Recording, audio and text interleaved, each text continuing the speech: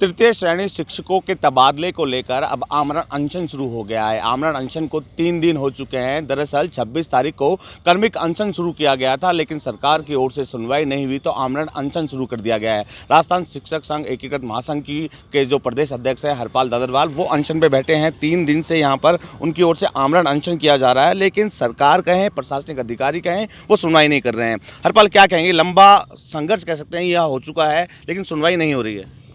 सरकार की उदासीनता का परिणाम है।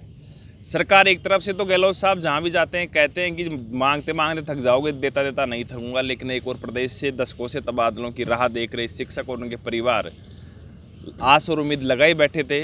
जब सरकार का गठन हुआ तो उनके मैनिफेस्टो में इसका जिक्र था, लेकिन हुआ नहीं। आपने देखा होगा लगातार पिछले 2 साल से तो मैं स्वयं पहले भी आमरण अनशन किया, सेकंड ग्रेड के ट्रांसफ़र भी हुए। प्रदेश में शिक्षक बचाओ यात्रा के दौरान हमने तबादलों के लिए आमंत्रण पत्र भी बांटे, दिसंबर में लाठियां भी खाई, राजधानी दिल्ली में जंतर मंतर तक हमने प्रोटेस्ट किया, लेकिन परिणाम जस का तस है।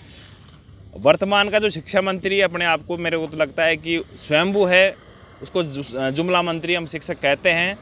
कभी तो पॉलिसी की बात करता है, प्रदेश देश का संविधान बन के तैयार हो गया था 2 साल में, आप कौन से विदेश की पॉलिसी का अध्ययन करने की बात करते हैं।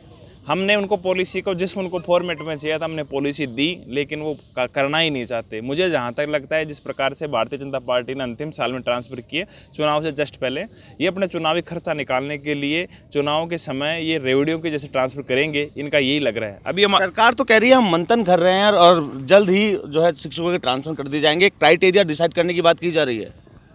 ये इतना समुद्र मंथन, थोड़े समुद्र मंथन में भी अमृत निकलता है। इनका ये मंथन का समय बीत नहीं रहा। मैं लगातार कह रहा हूँ, ये हमारा कम से कम 7वां या 8वां धरना है और पुलिस प्रशासन के माध्यम से, आईबी के माध्यम से हमारी बात पहुँच रही है। पिछले दिनों ने 17 मई को बुलाया, शहीद स्मारक पर धरना चल रहा था, हमारे गुटों में फूट डलाई और हमारे कुछ जयचंद मुख्यमंत्री को जाके आई लव यू बोल दिए और गुलाब जामुन के उस रस के अंदर ऐसे घुले कि उसके बाद में तबादला रूपी समस्या को भूल गए।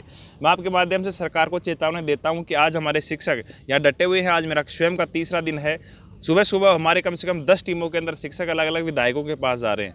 वसंत जी, सुनने में आ रहा है कि इस माह के अंत में विधायिका चलेगी तो विधायिका के माध्यम से, विधायकों के माध्यम से इस बात को हम सरकार तक पहुंचाना चाह रहे हैं। हर तरीके से सुनियोजित तरीके से हर उस मार्ग पर, हर उस चौखट पर जाया जा रहा है जहाँ हमारी मांग, हमारी दरखास्त पूरी हो सके। हरपाल दादरवाल जब भी आंदोलन की चेतावनी देता है तो कहीं ना कहीं प्रशासनिक अमला अलर्ट हो जाता है। 3 दिन से आप आमरण अनशन पे बैठे हैं, क्या कोई प्रशासनिक अधिकारी वार्ता के लिए आया? प्रशासनिक अधिकारी लगातार उनके दूरभाष के माध्यम से वार्तालाप हो रही है। उनके इंटेलिजेंस के कुछ लोग आते हैं, वो कहते हैं हरपाल जी हम आपके साथ में, उनके भी किसी की बहू है, किसी की बेटी है, कोई उनका भाई है, ट्रांसफ़र की राह वो भी देख रहे हैं, लेकिन उनके भी कुछ व्यक्तिगत प्रशासनिक उनके कारण होते हैं, इसलिए वो समर्थन नहीं दे पा रहे हैं। हमारी बात पहुंच रही है, वो कह रहे हैं हम पहुंचा रहे हैं। आज मेरा 3रा दिन है, सेहत में थोड़ी गिरावट है, लेकिन उनकी ओर से किसी भी प्रकार का अभी तक मेडिकल के रूप में कोई सुध नहीं ली जा रही है। प्रशासन हो चाहे मीडिया हो, मैं उनका धन्यवाद देना चाहता हूँ कि लगातार आपके माध्यम से सरकार तक हमारी बात पहुँच रही है और मुझे विश्वास है संघर्ष कभी जाया नहीं जाता, कि हम अवश्य जीतेंगे और लड़ेंगे और जीतेंगे। हरपाल दादरवाल जब भी आंदोलन करता है तो कहीं ना कहीं कुचलने की कोशिश की जाती है। अब ये अंतिम समय है, विधानसभा चुनाव पास में है, क्या लगता है आर पार की लड़ाई होगी या प्रशासन द्वारा फिर जबरन उठा दिया जाएगा? प्रशासन तो कल 2-3 दिन से आ ही रहा है उठाने के लिए। मैंने कहा कि मैं चाहे अकेला बैठ जाऊंगा, और ये संख्या कम होने का कारण भी ये है। प्रशासन जब भी आता है तो शिक्षक, देखो भोली वाली कौम है, अपने कर्तव्यों का निर्वहन करती रहती है, तो शिक्षकों को डर रहता है कहीं उनको केस में ना अड़जा दिया जाए। मेरे खिलाफ 16 CC कार्रवाई, पुलिस मुकदमे चल रहे हैं। तो मैं तो ये कहता हूँ कि जो भी यदि शिक्षक पुलिस प्रशासन आता है तो शिक्षक चारों तरफ तितर बितर हो जाते हैं। मैं यहीं डटा हुआ, मैं कहता हूँ या तो गिरफ्तार कर लो मुझे, मैं यहीं बैठा हूँ और यहीं हूँ। मैं आपकी एक बार डिबेट के माध्यम से आपके साथी ने एक बार पूछा था कि हर बार प्रशासन और सरकार की मिलीभगत के रूप में आपके ट्रांसफर रूपी से आंदोलन कुचल दिया जाता है, तो क्या आपके बार आप आमरण अनशन करेंगे तो जूस थोड़े पिएंगे। तो मैं आपके माध्यम से, चैनल के माध्यम से जिम्मेदारी से कहना चाहता हूं कि अब की बार ये ट्रांसफर रूपी आंदोलन अंतिम और निर्णायक होगा, चूँकि चुनावी साल है और चुनावी साल के अंदर शिक्षक अवश्य लेंगे। शिक्षक राष्ट्र निर्माता होते हैं, पथ प्रदर्शक होते हैं।